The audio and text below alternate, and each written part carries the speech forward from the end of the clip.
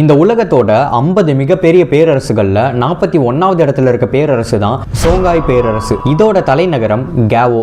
1430 இருந்து 1591 வரைக்கும் 161 ஆண்டுகள் மேற்கத்திய ஆப்பிரிக்காவில் இருக்கக்கூடிய மாலி, நைஜர், நைஜீரியா பகுதிகளில் இந்த பேரரசு இருந்திருக்கு.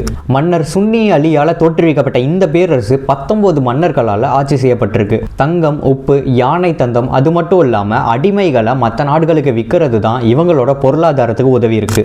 சஹாரா வர்த்தக பாதையவும் முக்கியமான வணிக மையங்களான திம்புட்கோ மற்றும் டிஜெனி நகரங்களை இவங்க தான் கட்டுப்படுத்தியிருக்காங்க.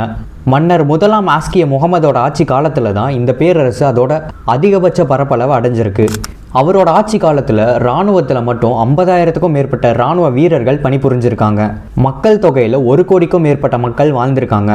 பரப்பளவில் 14 லட்சம் சதுர கிலோமீட்டருக்கும் மேலே இந்த பேரரசு படர்ந்து விரிஞ்சிருந்திருக்கு. அந்த காலகட்டத்தில் ஆப்பிரிக்காவில் இருந்த மிகப்பெரிய பேரரசுகளில் இதுவும் ஒன்றா இருந்திருக்கு. 1591 மொராக்கர்களோட படையெடுப்பில் தொண்டிபி போரில் தோல்வி அடைஞ்சதுக்கப்புறம் இந்த பேரரசு முடிவடைஞ்சிருச்சு. என்னோட அடுத்த பதிவில் இன்னொரு பேரரசை பற்றி நான் சொல்கிறேன். விருப்பம் இருக்கவங்க இந்த பக்கத்தை பின்தொடர்ந்துட்டு உங்களோட நண்பர்களுக்கும் இந்த பதிவை அனுப்பிடுங்க.